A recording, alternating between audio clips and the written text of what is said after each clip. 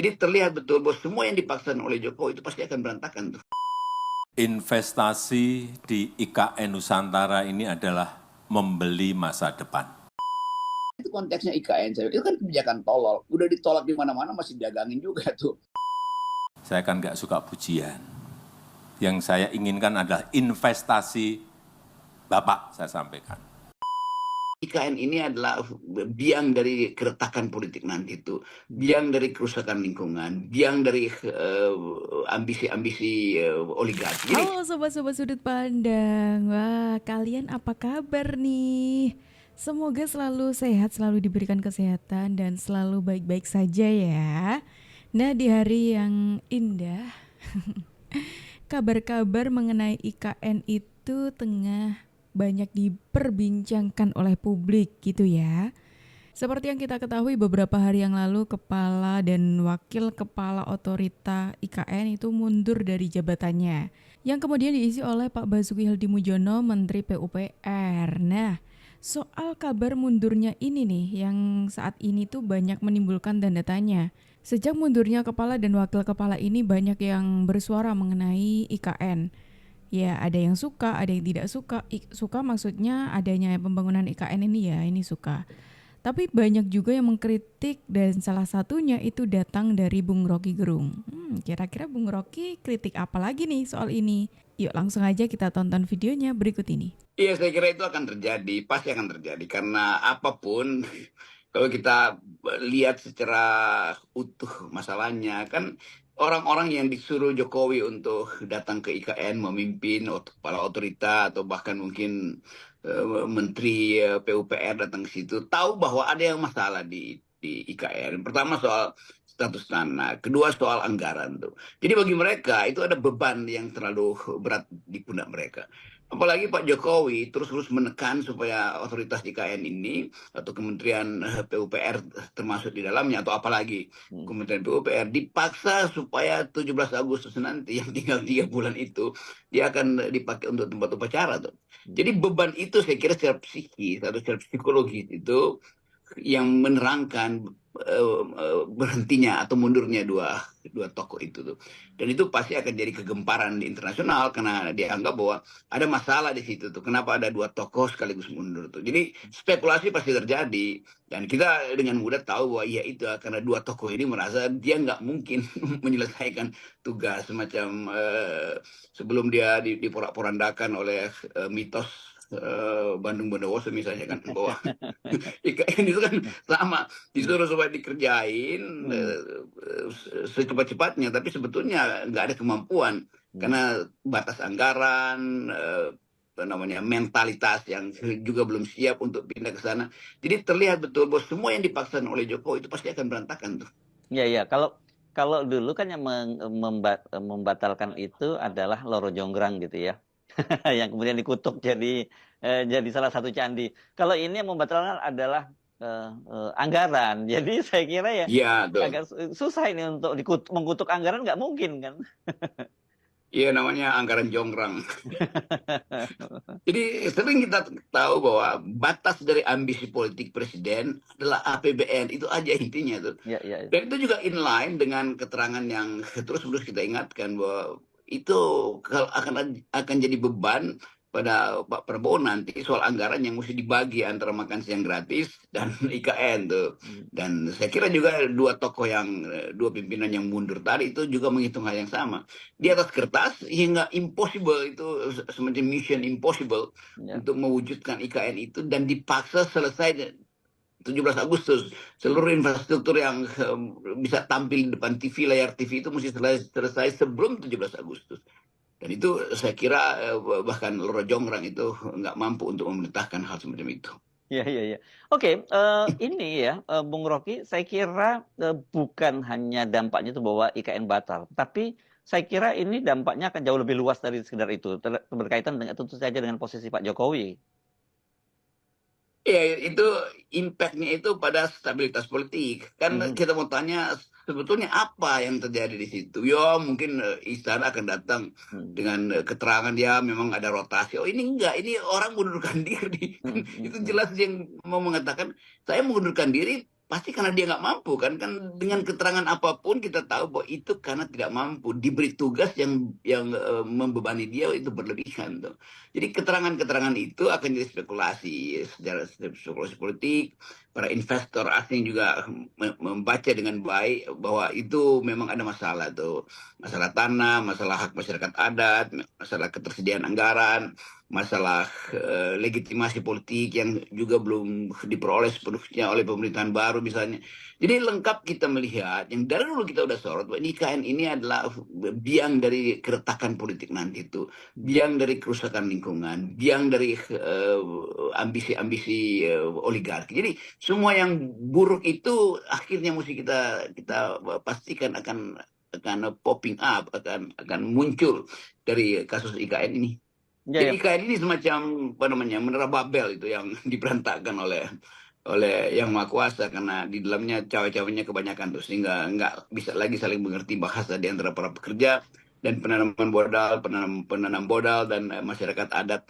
Jadi itu adalah lambang dari kerusakan negeri ini yang diakibatkan oleh ambisi dari Presiden Jokowi. IKN itu lambang kerusakan Ya. atau monumen yang akan diingat sebagai ambisi yang berantakan. Ya, ya. Kan jadi buat kita sebenarnya terkejut nggak terkejut lah ya dengan pengunduran diri para petinggi IKN itu ya, Bung Oke, itu tadi pendapatnya Bung Rocky mengenai mundurnya kepala dan wakil kepala otorita IKN.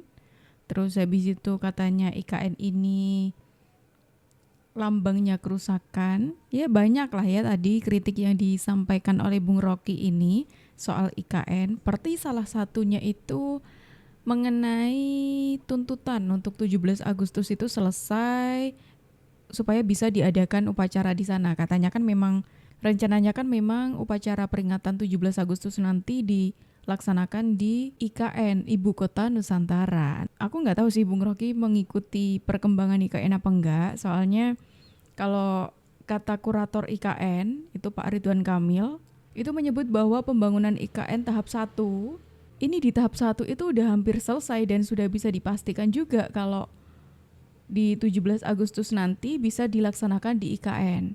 Tapi Pak Ridwan Kamil waktu itu juga menegaskan, bukan berarti tahap 1 selesai terus semuanya selesai, itu tidak. Jadi membangun IKN itu tidak dalam jangka waktu pendek, itu harus dalam jangka waktu panjang. Jadi saya nggak tahu nih, Bung Rocky mengikuti perkembangannya apa enggak ya? Investasi di IKN Nusantara ini adalah membeli masa depan. Bapak Ibu jangan membayangkan sekarang, karena jalan tol dari Balikpapan ke IKN Nusantara ini belum jadi. Jadi Bapak harus memutar, baru sampai ke IKN. Kalau nanti langsung lurus ke Balikpapan, kira-kira 30-40 menit sudah sampai dari Balikpapan ke, itu bukan airport untuk VVIP, tidak, tapi airport komersial untuk siapapun. Ini hanya 15 menit dari titik ini. Itu baru Bapak Ibu akan berubah pasti pikiran mengenai Nusantara ini. Tapi kalau Bapak Ibu berubahnya nanti, tanahnya sudah habis. Karena sekarang ini kita tahu harganya kan antara 400.000 sampai 800.000. Di Balikpapan saja 1 meter sudah 15 juta. Di Jakarta 200 juta. Tapi harga itu saya sampaikan sekarang, besok bisa berubah. Tergantung nanti Pak Kepala Otorita. Kalau yang minta banyak, otomatis. Kalau demandnya gede, pasti harganya otomatis naik. Jadi kalau pemiliknya Emar dari Dubai, Uni Emirat Arab. Beliau kita bawa ke Nusa Dua, ke Mandalika, ke Labuan Bajo, bawa lagi ke sini, ke Nusantara, baru ke Jakarta ketemu saya. Apa yang beliau sampaikan pada saya, Presiden Jokowi, tidak ada tempat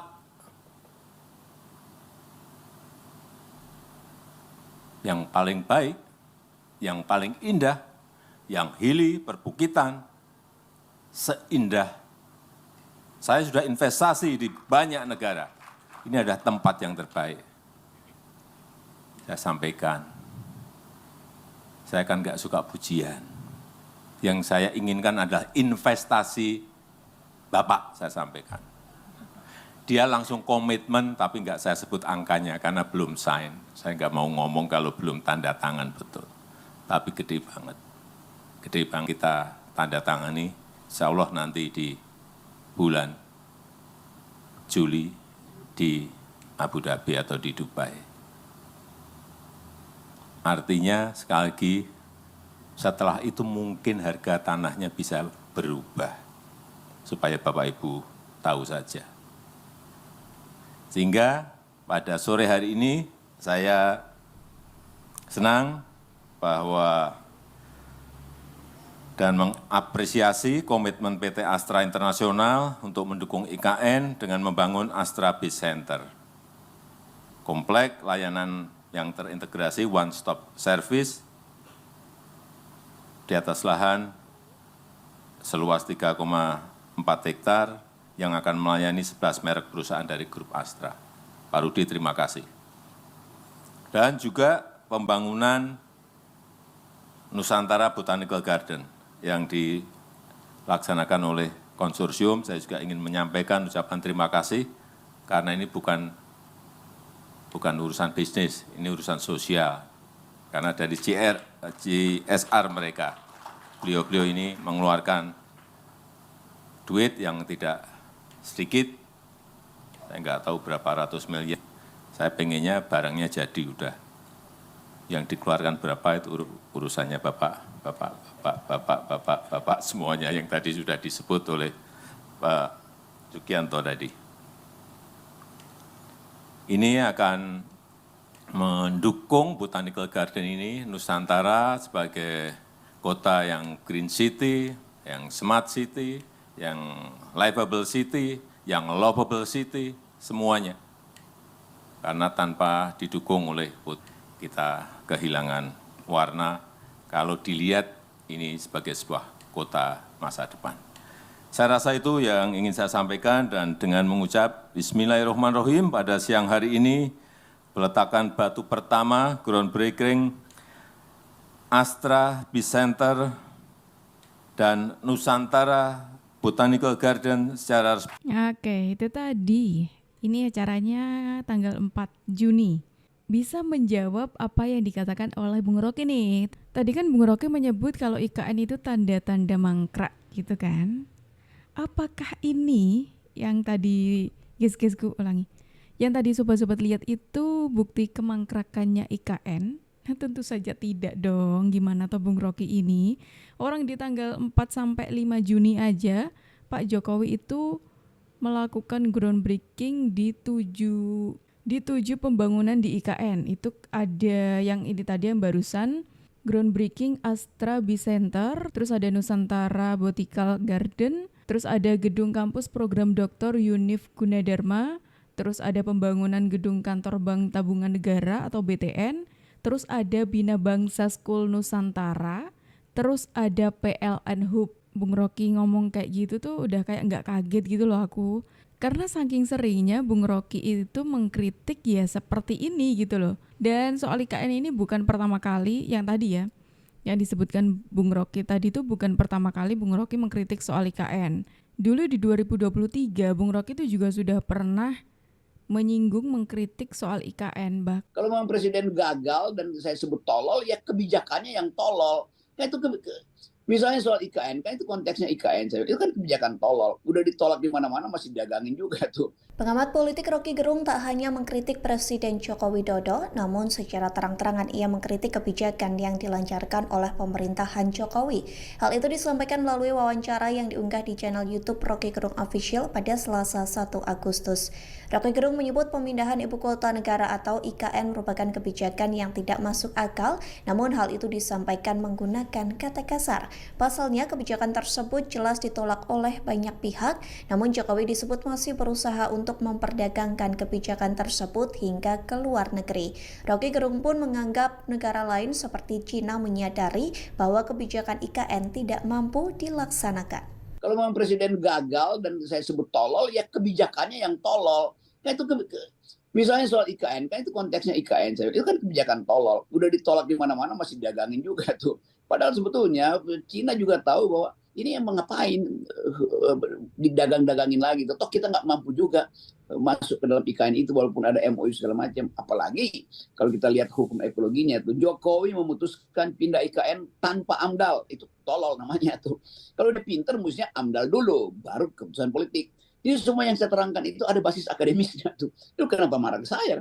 Jadi itu intinya tuh. Jadi saya kira ini pelajaran aja terus menerus supaya kita jangan merasa jagoan itu kalau dihina lalu kumpulin massa tuh. Saya sendirian ucapin itu dengan logika saya. Itu video tahun 2023 dan Bu Rocky sudah kayak gitu loh menanggapi IKN. Jadi kayak nggak kaget kalau Bung Rocky mengkritik terus tanpa melihat bagaimana perkembangannya IKN saat ini. Kayak aneh gitu loh, ya nggak sih sobat-sobat sudut pandang? Menko Marves Luhut Binsar Panjaitan merespons soal mundurnya Kepala Otorita IKN Bambang Susantono dan wakilnya Doni Rahayu. Luhut menilai pengunduran diri semacam itu merupakan hal biasa, terlebih bila memang merasa tidak bisa melaksanakan tugas.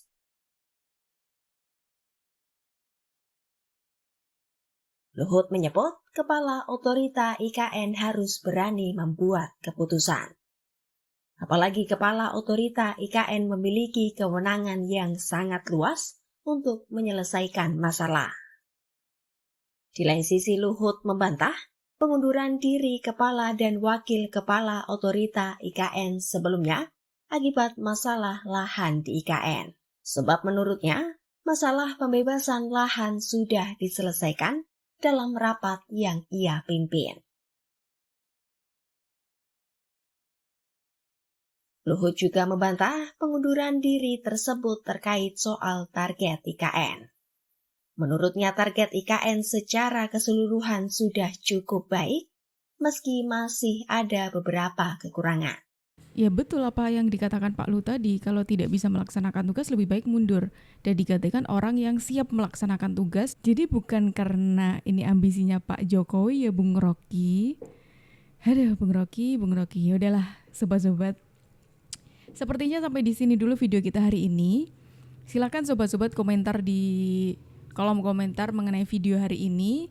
Tapi sebelum kalian meninggalkan video ini, saya mau mengingatkan lagi, jangan lupa untuk di-subscribe supaya sobat-sobat sudut pandang tidak ketinggalan info terbaru dari kami. Aku Jup pamit undur diri, sampai jumpa dan terima kasih.